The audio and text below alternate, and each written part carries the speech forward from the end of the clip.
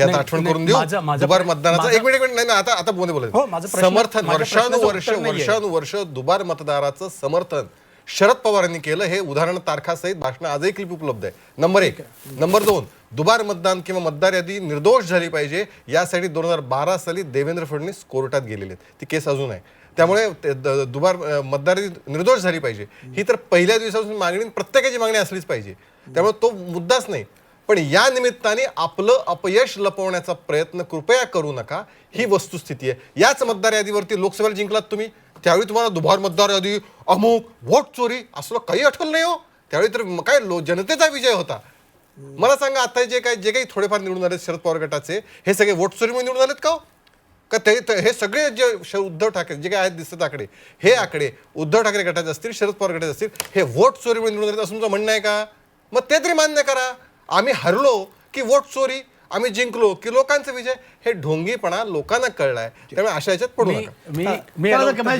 हे आपलं सुरू आहे. त्यामुळे मला किरण यार क्लोजिंग कमेंट तुमच्या मागामध्ये आपण चर्चा करून पुन्हा अपडेट्सकडे जाऊया.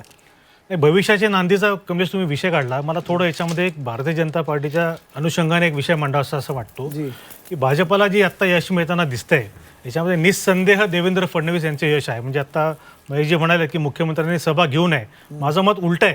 मुख्यमंत्र्यांनी इतक्या गांभीर्याने सभा घेतल्या त्यामुळेच भारतीय जनता पार्टीला यश मिळालंय. पण असं असताना सुद्धा भाजपचं यश हे फक्त काही चेहऱ्यांचं यश आहे.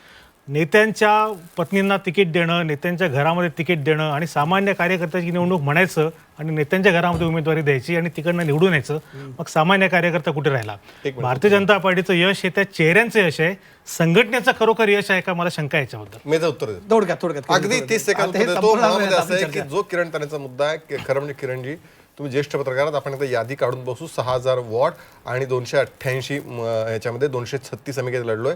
यातलं जर काढलं तर बोटावर मोजण्या एवढे नेत्यांचे नातेवाईक, पत्नी किंवा अमुक तमुक हे सोडले तर बाकी सर्व ठिकाणी निवडून येणारा भारतीय जनता पार्टीचा हार्डकोर कार्यकर्ताच आहे.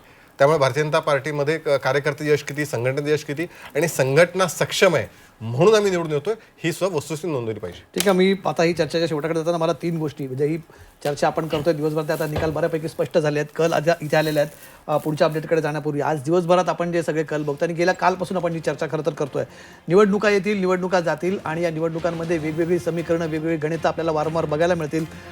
सगळ्याच पक्षांच्या दृष्टीने याच्यात काही धडे आहेत ते जे सगळ्या पक्षांनी ते शिकायला हवेत. सगळ्यात पहिले विरोधकांनी ग्राउंडवरती उतरायला पाहिजे. विरोधकांच्या नेत्यांनी निवडणुकांना सिरियसली घ्यायला पाहिजे. मी सकाळी एक शब्द वापरला होता की गेमचे रूल्स बदलले आहेत, खेळाचे नियम आता बदललेले आहेत. त्या बदललेल्या नियमांप्रमाणेच विरोधकांना खेळावं लागेल. वारंवार फक्त एकच मुद्दा धरून वोट चोरी असेल किंवा मतचोरी असेल त्याच्याबद्दल त्यांनी लोकांमध्ये जावं, त्याच्याबद्दल भूमिका मांडावी. पण तो लोकांच्या पचनी पडतोय का मुद्दा, याच्यासाठी देखील काम करणं गरजेचं आहे. निवडणुका या गांभीर्यानेच लढायला हव्यात, हा एक संदेश आहे. दुसरी गोष्ट, सत्ताधाऱ्यांसाठी हा निवडणुका महत्त्वाचा संदेश घेऊन येतात.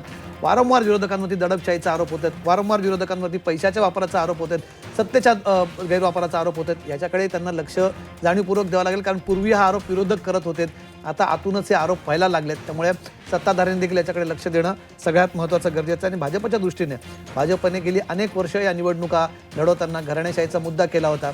आता तो आरोप हळूहळू त्यांच्यावर व्हायला लागला, कारण सत्ता आता आली आहे. लक्षात ठेवा, भाजप 10 वर्ष सत्तेत आहे केंद्रामध्ये. घराणेशाही अशी 2 वर्षात 4 वर्षात सेट होत नसेल. काँग्रेसलाही 60 वर्ष लागली ती सत्तेमध्ये येऊन ती घराणेशाही पूर्णपणे खालपर्यंत त्याची पाळंमुळं रुजायला. भाजपकडेही ही घराणेशाही आता रुजलेली आहे. सगळ्याच पक्षांमध्ये ती रुजलेली आहेत. कदाचित 5 वर्षांनी भाजपने लक्षात घ्यावा, हाच प्रश्न त्यांनाही विचारला जाईल. कारण आजच्याही निवडणुकांमध्ये बघितलं, बहुतांश ठिकाणी ज्या निवडणुका झाल्या होत्या बिनविरोध, तिथे या फक्त नेत्यांच्याच घरातले मंडळ आहेत. त्यामुळे या प्रत्येक निवडणूक ही काहीतरी धडा, काहीतरी मेसेज घेऊन येत असेल. याही निवडणुकांमधला मेसेज आला आणि प्रत्येक पक्षाला याचं आत्मपरीक्षण करावं लागणार आगामी काळासाठी. महत्त्वाचा अपडेट होतोय. मी स्टुडिओत जातोय. माझे सहकारी सौरभ आणि श्वेताकडे पुढचे अपडेट घेऊन येत आहेत.